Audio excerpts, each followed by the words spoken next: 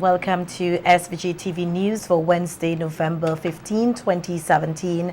I am Rochelle Batiste with the details. Former Prime Minister Sir James Mitchell believes that many in this country are living in fear. Sir James, who was on Boom FM recently, expressed concern over tourism as well as the crime situation, which he said has prevented many persons here from going out at nights. He quoted statistics from the Caribbean Safety and Security Network, which tracks crimes in the yachting sector in the Caribbean. He said that the information provided is that in 2015, violence against yachties increased by 500% in St. Vincent and the Grenadines, and that the figures show that SVG accounts for 33% of all the crimes against yachties in the Caribbean. Sir James said that the other concern of fear relates to political victimization. He said that many Vincentians are living in fear because they will be targeted if they address issues pertaining to their democratic rights. Fear. Frightening. Fear. But what Vincentians have fear about leaving their homes at night. Vincentians are scared that they might be shot by accident. There's this pervasive feeling of fear. And there's another kind of fear. There's a fear about speaking your mind. Fear about signs of a waning democracy. And this feeling of fear, we have to try, all of us, to try and erode and eliminate that fear and let it return to a matter of love. The former Prime Minister also made a call for the relevant authorities to look into the high cost of flights from neighboring countries to the Grenadines. Why does it cost $120, say, to fly from St. Vincent to Union Island, and using this, which takes about 20 minutes, and turnaround time, say, half an hour? Why does it cost $120 to fly from St. Vincent to Union Island, and on the same plane, using the same pilots and the same amount of gas, should it cost $1,500? That's an unanswered question. I would say, being in general about tourism, we talk about tourism is the answer. To me, right now, tourism is the big question, not the answer. Commenting on the recruitment of police officers here, Sir James is of the view that the system is often tainted by partisan political preference rather than merit. A friend told me a couple of years ago that he met some school children and he said good morning to them, and they looked at him scornfully and said, "That's still doing things?" People still saying that? Huh? No, come on. Our attitude to one another. Then we go right on to who is to blame? What is the cause of all of this violence? What's wrong with the police force? When you have a system of recruitment in the police by political affiliation, when you have a situation... What do you mean political affiliation? No, whether you belong to NDP or ULP. If you're going to select people on the basis of political affiliation and give promotion on the basis of political affiliation, what is it there any incentive to perform to the best of your ability if the best of your ability is not recognized? President of the Public Service Union, the PSU, Errol Boucher, believes that public servants in this country have not had a good period under the current Unity Labour Party administration. Boucher, who was speaking recently on the PSU Speaks program on NBC Radio, said the government has not been forthcoming on issues affecting workers in the country. Prime Minister said one time, given the fact that the economy is struggling, let us focus on conditions and how to improve conditions of work. But yet, even then, you have difficulty even having meetings to have a discussion on those things, even then. So, you're speaking with, you're saying one thing, but your actions really speak about something else. Exactly. And it has not been, and this is my view, it has not been a good period for workers under this current government. It can change. They just need to acknowledge that it needs to change and engage with the trade unions. The PSU head also expressed the need for public servants to report their grouse with the union and is adamant that a collective bargaining agreement is needed between government and workers. You have graduated a long time. If you're not getting your graduate allowance, come see us. If you are, but you have been in the system a long time with your degree, we want to look at those positions where persons are being appointed left, right, and center, especially in the admin cadet position, and you're left right there, standing, waiting forever. Let us address it. Enough is enough. No collective bargaining agreement for the public servants. And the last time prior to the independence celebration, the former Chief Person Officer made the comment that there is need for a collective bargaining agreement between the public service, between the government and the public service union on behalf of public servants. We submitted one. What is so difficult in starting the process of discussing it? If you are so much of a labor, what is so difficult about that? What is the fear? Several law enforcement officers and prosecutors here were on Tuesday, November 14th, presented with certificates of participation after successfully completed a two-day conspiracy building and case management workshop.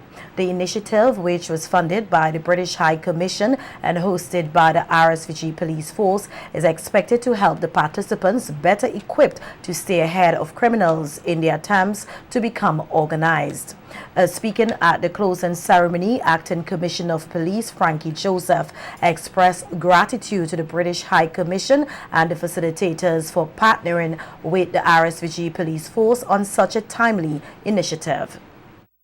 Learned the importance of case management, how necessary it is to be well organized, avoid confusion, and staying on the relevant suspects. You now know through the various case studies you are presented with and real world scenarios how criminal minds come together, conspiring to commit crimes. This in effect stresses on the importance of teamwork between the law enforcement in detecting and even preventing offenses. ACP Joseph further urged the participants to work even closer together in tackling crime. Has a very close relationship with the Office of the Director of Public Prosecution.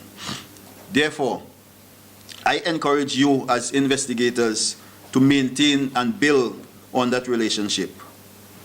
Whenever you are conducting investigation into these crimes and all other serious crimes, I urge you to work closely with the DPP's office and seek guidance along the way. I am confident that you all would have benefited from this workshop and you would take what you have learned to your various departments and units. And I also want to urge you that do not keep what you have learned from this workshop to yourself. One of the facilitators at the workshop, David Peacock, commended the participants for their willingness and commitment shown during the two-day workshop. We have, over the last 2 days, hopefully, provided you with some of the skills and experience that we've gathered over 62 years between us of the difficulties and what's important when you prosecute offenders, in particular in relation to the point around conspiracies, joint enterprise and aiding and abetting of criminal offences. We've now delivered this training in 3 different islands. We started in Antigua, moved to St Lucia, and here we are at St Vincent before we move on to Grenada tomorrow. And your participation has been the same as we have experienced in all 3 training sessions. You've engaged with us throughout the entire time. It's been mentioned that you're still with us now at the end of the course, and we value the experience that we've gained and the role that we hope that we've played in your future. Worst case scenario planning as well as the control of the aid sent to the territory hit is of critical importance when dealing with natural disasters. That's according to Dominican engineer Cecil Harris as he spoke on Magic 103.7 Sunday Brunch program highlighting lessons learned from the experience in providing relief support to Dominica after the passing of Hurricane Maria. Harris stated that the issue of security is another important factor after a disaster. Security preparedness.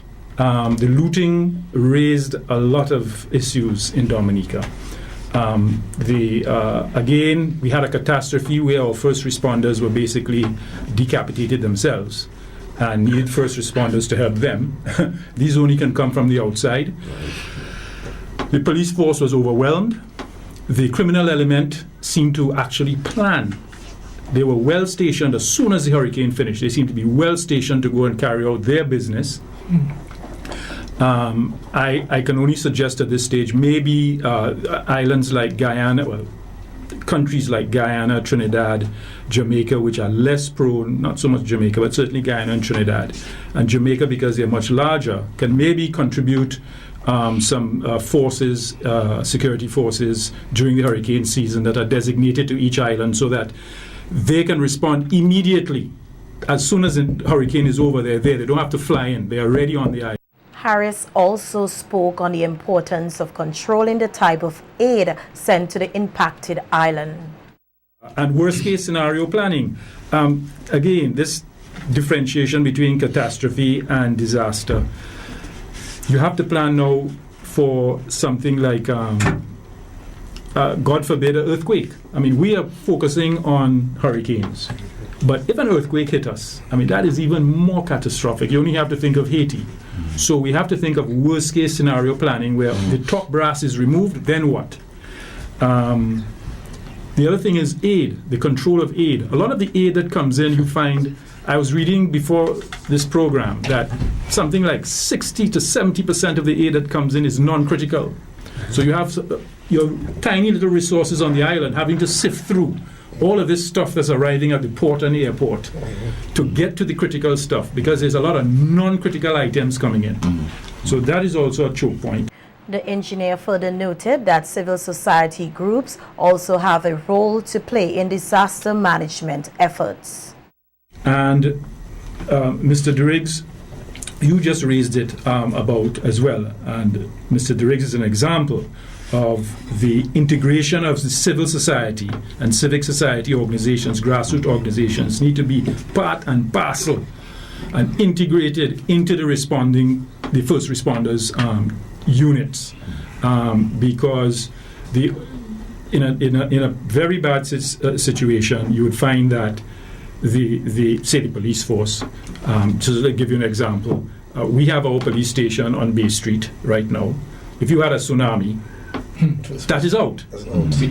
Right. So you now have to move to the next level. You'd find with all the civic society organizations, they're more diverse and spread around, and they're more likely to survive and exist in a post-catastrophic situation. So those are just some ideas I just reel off there, and I'll stop at that point. In the Caribbean, 8 out of 10 persons die as a result of a chronic illness, namely hypertension, diabetes, kidney failure, cardiac disease, and cancer. It is with this in mind that consultant oncologist Dr. Owen Gabriel is supporting the administering of the HPV vaccine to young girls here in St. Vincent and the Grenadines. In the case of cervical cancer presents us with a unique opportunity to identify a cause of it. In the majority of cases, we don't know what causes our cancers. Things like breast cancer, we don't know what causes it, and there are a number of other cancers, we don't know the cause. And we know that we have definitely been able to show that HPV, the virus, is the cause, a sexually transmitted virus, is the cause of cervical cancer. And a vaccine, as we've had with our babies that we've given vaccines for tuberculosis, for polio and others, will be able to prevent cervical cancer in our children. And not just in our young girls, it will also prevent cancer in our boys, because HPV is also associated with cancers of the penis and cancers of the anus and the genital area. So this is a crucial thing that we have an opportunity as parents, not even as physicians or as politicians or as the Ministry of Health or other organizations, as parents, we have this opportunity and a responsibility to protect our children. Dr. Gabriel, who supports his decision as a medical practitioner and as a father, elaborated on how cases of cervical cancer have risen and how the HPV vaccine have played a role in preventing the disease. So this is a disease that we really need to impact on by those kinds of interventions that are prevention interventions. We don't want to be able to have this disease and have to treat it. In every case of cervical cancer, if it's in an advanced stage, we have to send persons off island to have that treatment, which means an increase in cost. So you want to be able to impact on that scourge of cancer in our islands, which lack the resources. There are poor human resources available, very few oncologists on island. There are poor surgical oncologists available in all of the islands, not just St. Vincent. And certainly we don't have radiation. So we want to avoid having to go down that road in the first place. And the only way you can do that is by prevention through the HPV vaccine. And HPV, the vaccine alone will not suffice. Together with your vaccine, you must be able to practice healthy sexual behavior. So it's a wholesome package. The oncologist further urged parents to sensitize themselves on the issue before making a decision against the HPV vaccine. It's perfect. You know, there have been some selective, in isolated cases of some side effects from HPV and other vaccines, but we know that in the majority, more people benefit from having it. As we have seen, as I mentioned earlier on, from tuberculosis, from polio, from all these other vaccines that we've used in the past to help eradicate these infectious conditions. Get educated, understand the benefits, understand the possible disadvantages of it, and make that decision for their children. So I don't think it's something that should be forced onto people. I think it's something that you could advise somebody on, but if you're thinking reasonably and you have a rational thinking thought process, there should be no other decision than to accept this vaccine for your child. And especially we know that it is more effective in a child at earlier years, before they even commence sexual activity, because the antibodies are more able to fight and be produced to fight this virus. As the demand for bottled coconut water and composite flour increases here in St. Vincent and the Grenadines, these products must be safe and of high quality. That's according to Colville King, the Agriculture Diversification Officer in the Ministry of Agriculture, as the Bureau of Standards hosted a training workshop geared at boosting the capacity of producers. This TCP aimed at enhancing the capacity of coconut water bottlers and composite flour producers and users to produce products which are in high demand. One of the critical issues is that with regard to cereals, for example, we import about $65 million worth of cereals every year. Now, think about it. If we're replacing at least 30% of this wheat with flour from potato or cassava, or there are other commodities like plantain or breadfruit. If we replace 30%, then you could see the effect that we can have replacing that kind of that quantity, and therefore the value of related to that quantity of wheat. All right, so it is a import replacement strategy, and it is critical because our food import bill is really high. King said it is important that healthy food is available to the Vincentian public. We have quality products.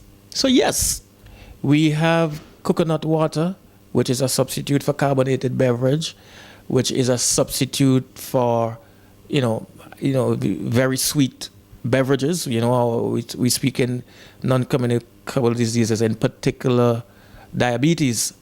We want to ensure that we have a product, while we satisfy nutritional needs, that we also ensure that we satisfy the healthy food safety requirements. And so the Bureau of Standards was engaged. The Bureau of Standards was engaged to train them to be able to produce these products in an acceptable way, one that's meeting good manufacturing practices. Okay, so they've had several rounds of training. Today was essentially the closeout of that. The Agriculture Diversification Officer further encouraged the participants to put what they have learned into practice. What we're doing beyond this would be to ensure that they maintain the practices, the protocols which were transferred to them through the training. They have the standards which were developed by the SVG Bureau of Standards, and we expect them to be adhering to these standards as they go along. If this is done, then we can assure that there is an outlet and a market that they can meet, and which is of great value to the consumer, but particularly is also important to producers, because for every bottle of coconut water that is consumed, it means that a farmer has sold some coconuts. For every pound of flour, or for every muffin, or for every piece of pizza that is comprised of composite flour, then you would have supported the cassava or the sweet potato producer. So it is also supporting rural incomes, and this is absolutely critical for us. And a delegation from the Republic of China on Taiwan is presently in SVG on a mission to assist with the enhancement of animal production and protection services. The team has as its objectives to conduct research on the present livestock breeding operations, to consult with relevant stakeholders, and to evaluate the livestock sector here. During the visit, the team will tour the country to observe various livestock farms, slaughtering houses, and supermarkets. The team is expected to leave the state on November 22nd, 2017. In other news, Steel Expressions 2017 will continue its trend in delivering excellent performances to patrons. The assurance comes from executive producer of Steel Expressions International, Rodney Small, as he spoke at the launch of this year's production on Monday. Small said the public support of Steel Expressions has steadily increased, adding that the organizing committee will continue its trend in working with charitable organizations to help Vincentians in need. The Steel Expressions Committee and I then wanted to add more value and meaning to the Steel Expression product by partnering with different charitable organizations, by donating proceeds from the show to help these organizations. Over the 5-year period, we have done Scotch, the School for Children with Special Needs, hosted an Arts Alive symposium for students interested in the creative arts, and this year we will be partnering with the St. Vincent Medical Association to assist in the fight against childhood cancer. You don't have to be rich to help someone. Over the past 5 years, the patrons of Steel Expressions have enjoyed quality entertainment from top-class Vincentian acts with quality performance by emerging youths and identifying new and hidden talents. Small assured the public that this year will see more outstanding performances and highlighted what patrons can expect. Trend continues and promises to take it to another level as RS Productions presents Steel Expressions International December 30th, 2017 at the Annisville Playing Field. Showtime 6:30 p.m. Wine and Dine. 7:30 p.m. stage show. Admission $50 adults, children $20, and our special table service package $550 EC. Patrons will be encouraged to represent different nationalities as we take them through an international ethnic journey of music, food, and fashion. Two of our major objectives of this show are to make donations to charity and to nurture and create an avenue for upcoming talents and performance. We see this program as impacting positively to help our youth channel their energies into developing themselves, their families, their communities, and our nation, representing our country internationally with honor and pride. Meanwhile, President of the SVG Medical Association, Dr. Rosalind Ambrose, said she is elated to work along with the Steel Expressions Organizing Committee in raising awareness about cancer and how it can also affect children. 2 years ago, we decided we would add awareness for prostate cancer because it is one of those things that affect us greatly in St. Vincent and the Grenadines. I think far fewer people realize that there are a number of children who suffer cancers in St. Vincent and the Grenadines, and their plight is as difficult and as risky as it is for cancers of other sorts in adults. So this year, we decided that we will need to add to our public campaign about children's cancers. And so in speaking with Rodney, and he asked, well, what can they contribute to? And I brought this suggestion to them, and I'm very proud to see that they are the very first organization to join us in this new campaign for raising awareness about children's cancers. Rodney, thank you very much.